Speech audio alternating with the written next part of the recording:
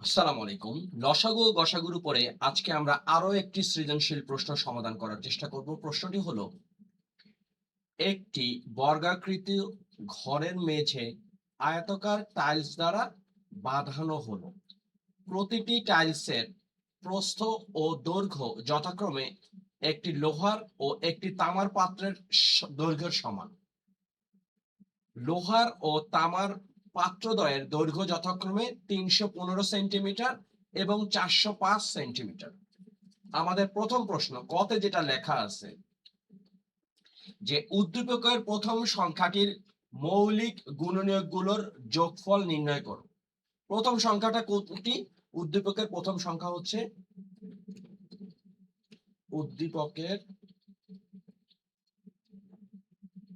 প্রথম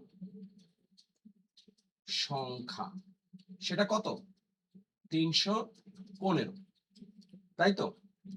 এখন ৩১৫কে আমরা কিভাবে লিখতে পারি? আমরা ৩১৫কে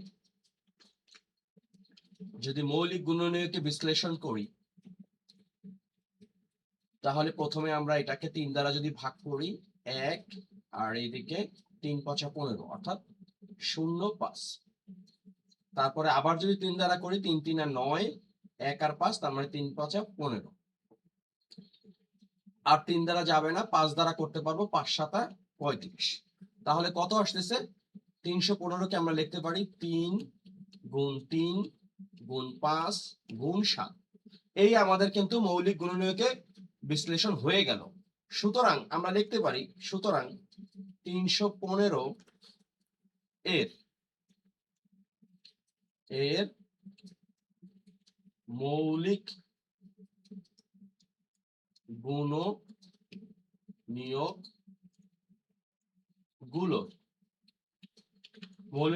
গুলোর যোগফল সেটা কত?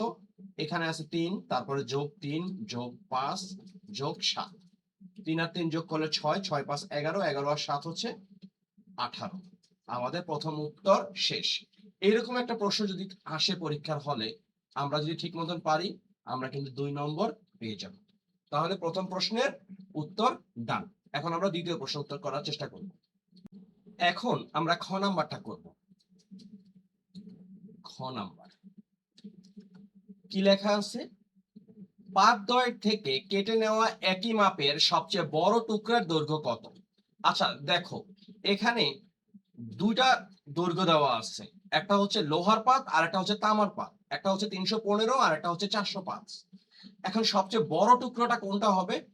এটা সবচেয়ে ভালো উপায় হচ্ছে এই দুটি সংখ্যার গসাগু নির্ণয় করা। তাহলে আমরা কিভাবে করতে পারি? যে একই মাপের একই মাপের সবচেয়ে সবচেয়ে বড় টুকরা, তাই না? বড় টুকরো হবে সংখ্যাদ্বয়ের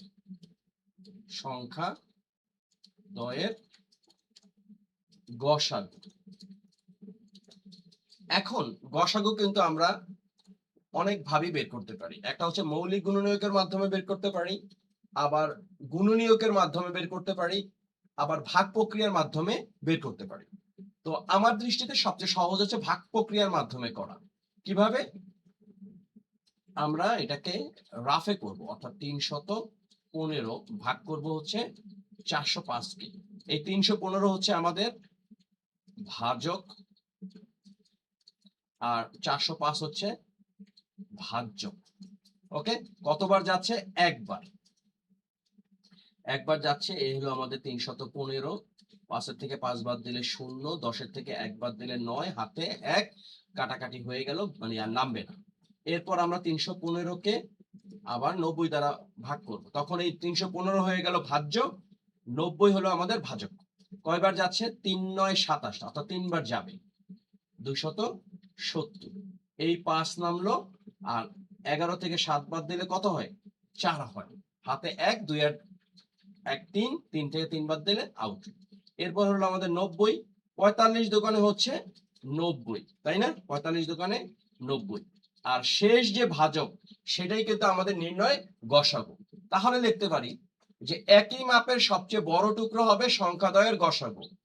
তাহলে তাহলে 315 ও 405 এর গসাগু সমান হচ্ছে 45। তাহলে এখন কথা হচ্ছে কি, এটা তো আমরা 45 বের করলাম, উত্তরটা কি হবে? উত্তর হচ্ছে সবচেয়ে বড় টুকরা, সবচেয়ে বড় টুকরো কত? সবচেয়ে বড় টুকরো হচ্ছে 45। এই যে এখানে একটা সেন্টিমিটার কিন্তু শব্দ ব্যবহার করতে হবে, কারণ আমাদের 315 সেন্টিমিটার আছে এবং 405 সেন্টিমিটার আছে। আমরা যদি একক না দেই আমাদের অঙ্ক কিন্তু ভুল হবে। তার মানে সবচেয়ে বড় টুকরো হচ্ছে 45 সেন্টিমিটার। আমাদের ক এবং খ দুটি অঙ্ক ডান। গ নাম্বার, এখানে বলছে বর্গাকৃত ঘরের মেঝের ক্ষেত্রফল সর্বনিম্ন কত হতে হবে যেন কোনো টাইলস ভাঙা না পড়ে। এখন সমস্যা হচ্ছে গিয়ে যে আমাদের বর্গাকৃত ঘরের মেঝের ক্ষেত্রফল সর্বনিম্ন কত হতে হবে যাতে কোনো টাইলস ভাঙা না পড়ে, কিন্তু ঘর বর্গাকৃত আর মেঝের আয়তাকার টাইলস দ্বারা বাঁধানো হলো। তার মানে টাইলস হচ্ছে গিয়ে আবার কত? আয়তাকার, যেখানে দৈর্ঘ্য আর প্রস্থ আছে। আর বর্গাকৃত ক্ষেত্রে কি হবে? দৈর্ঘ্যই হবে শুধুমাত্র। তাহলে আমরা যেটা করব সেটা হচ্ছে, যেহেতু দৈর্ঘ্য বের করতে হবে, আমরা এইভাবে লিখতে পারি যে বর্গাকৃত ঘরটির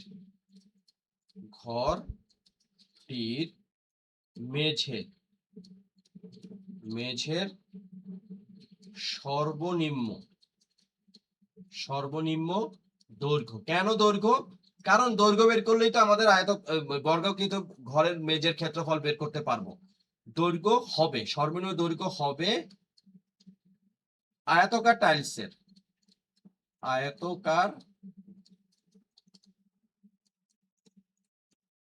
টাইলসের দৈর্ঘ্য ও প্রস্থের লসাগুর সমান।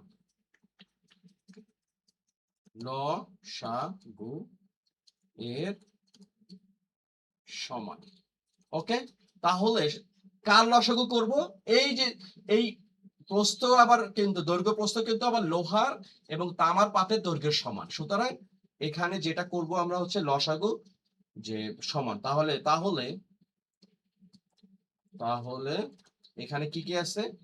315, তাই না? 315 আর আছে 405। আমরা লসাগু বের করি। তাহলে এখানে দুইটাই কিন্তু 3 দ্বারা ভাগ যাবে। এখানে আসতেছে 105 আর এখানে কত আসতেছে? 135। এখনো 3 দ্বারা আমরা ভাগ করতে পারবো। 3 দ্বারা ভাগ করলে 105 কে আসবো কত? 35। আর 135 কে 3 দ্বারা ভাগ করলে আসতেছে 45। আর 3 দ্বারা পারবো না, 5 দ্বারা পারবো। 5 7 35, 5 9 45। তাহলে লিখতে পারি সুতরাং লসাগু সেটা কত? 3 গুণ 3 গুণ 5 গুণ 7 গুণ 9। তাহলে কত আসতেছে?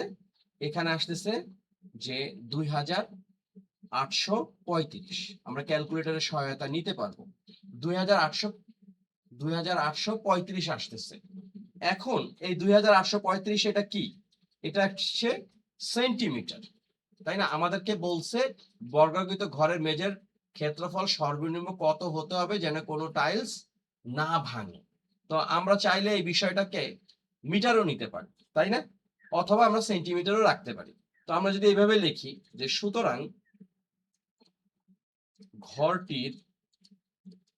ঘরটির মেঝের দৈর্ঘ্য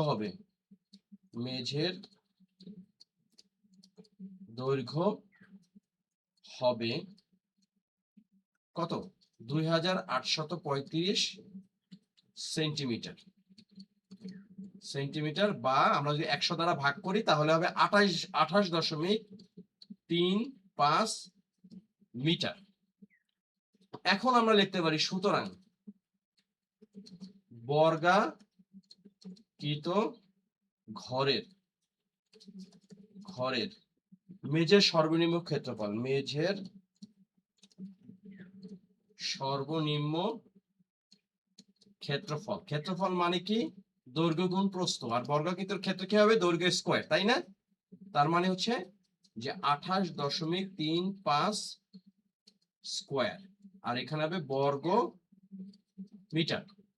এখন আমরা যেটাকে করতে পারি, আসবে কত? আমরা যদি 28.35 গুণ হচ্ছে 28.35, তাহলে আমরা পাচ্ছি 803.725। 803.725 পর্যন্ত রাখি, এটা কি হবে? বর্গ মিটার। এটা যদি হয় তাহলে আমাদের কোনো টাইলস ভাঙা পড়বে না। ওকে, এই হচ্ছে আমাদের আজকের একটা চমৎকার সৃজনশীল প্রশ্ন, যা আমরা ধাপে ধাপে করার চেষ্টা করলাম। এই অঙ্কটা বুঝতে তোমাদের যদি কোনো ধরনের সমস্যা থাকে, প্লিজ কমেন্টস করতে পারো, অথবা ফেসবুকে ইনবক্স করতে পারো যে আমার একটু সমস্যা আছে। তো আজকে এই পর্যন্তই। তোমরা সবাই ভালো থাকো, সুস্থ থাকো। আল্লাহ হাফেজ।